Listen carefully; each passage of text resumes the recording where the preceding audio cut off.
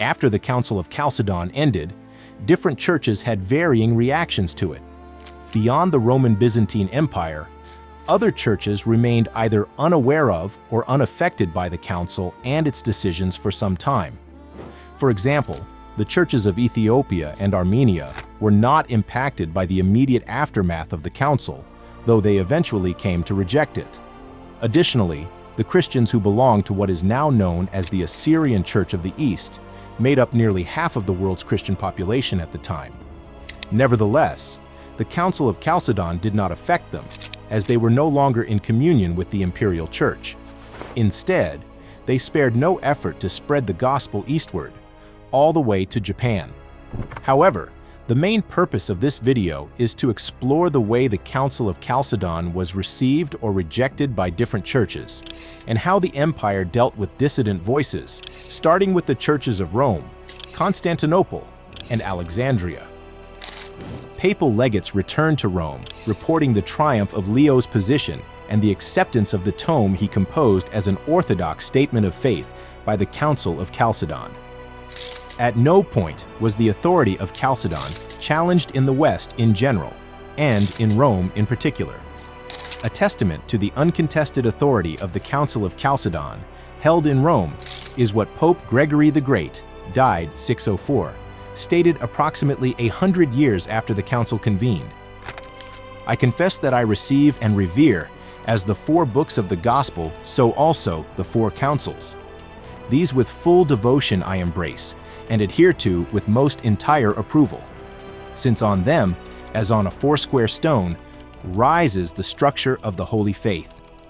And whosoever, of whatever life and behavior he may be, holds not fast to their solidity, even though he is seen to be a stone, yet he lies outside the building."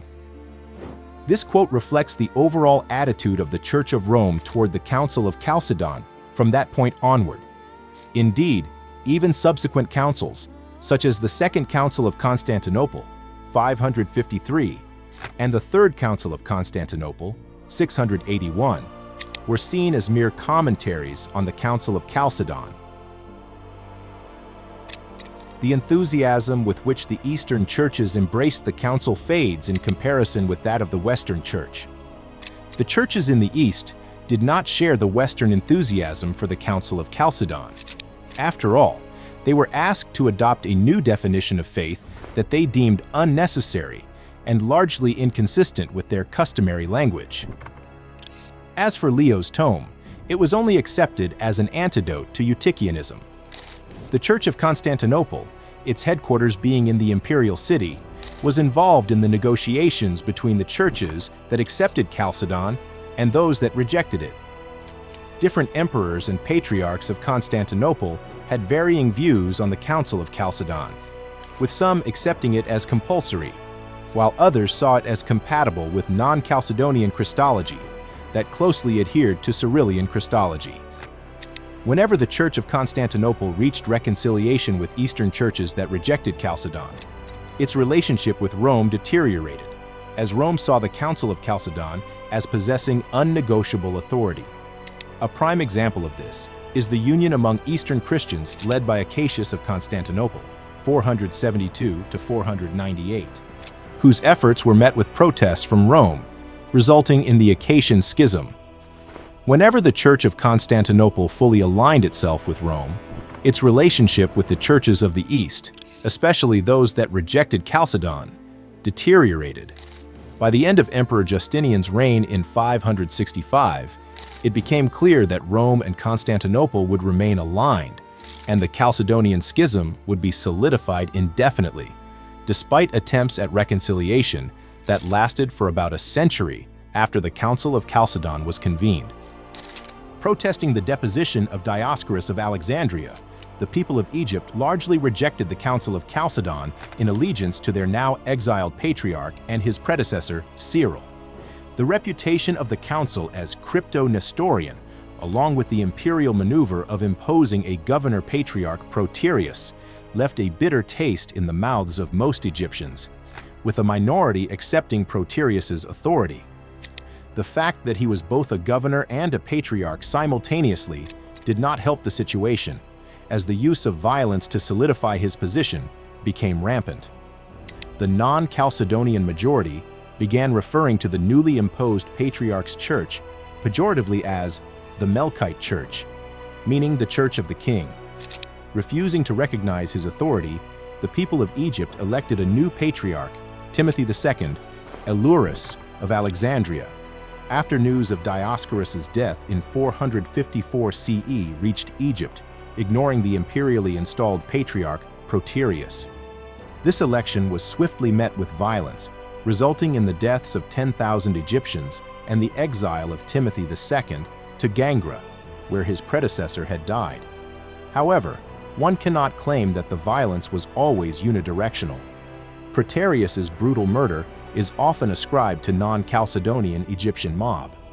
It is likely, however, that both the brutal murder of Proterius and the number of Egyptians killed for electing a new patriarch were rhetorical exaggerations, as it was common at the time to vilify one's opponents.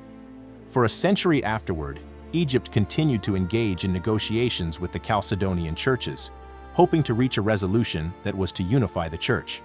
However, these attempts were halted by raids from the Persian Empire and later the Arabs, which isolated Egypt from the Byzantine Empire both politically and ecclesiastically. The Council of Chalcedon in 451 CE profoundly altered the landscape of Christendom, not only by attempting to settle the Christological disputes of the time, but also by opening the door to further debates and divisions that would persist for centuries. The primary goal of the council was to establish a clear definition of the nature of Christ, affirming that Christ was both fully divine and fully human. However, rather than ending theological disputes, the council's decisions prompted continued discussions and disagreements, especially regarding the interpretation of its conclusions.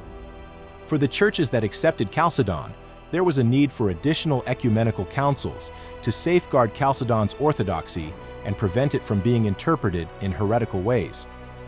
Subsequent councils, like the Second and Third Councils of Constantinople, sought to clarify and defend Chalcedon's teachings against perceived distortions. In contrast, the churches that rejected Chalcedon, including those of Alexandria, Ethiopia, and other parts of the East, remained largely isolated from the broader Christian world, both theologically and politically. These churches continued to uphold their own Christological understandings based on the Christological language of Cyril of Alexandria. However, despite the theological rift, hopes for reconciliation and reunion between Chalcedonian and non-Chalcedonian churches remained alive for many years. Attempts at dialogue and union were sporadic, but they persisted into the 20th century, particularly with the rise of the ecumenical movement. Today, these efforts continue, as many Chalcedonian and non-Chalcedonian churches work toward greater unity and understanding, recognizing the deep historical divisions, but also seeking common ground in faith and doctrine.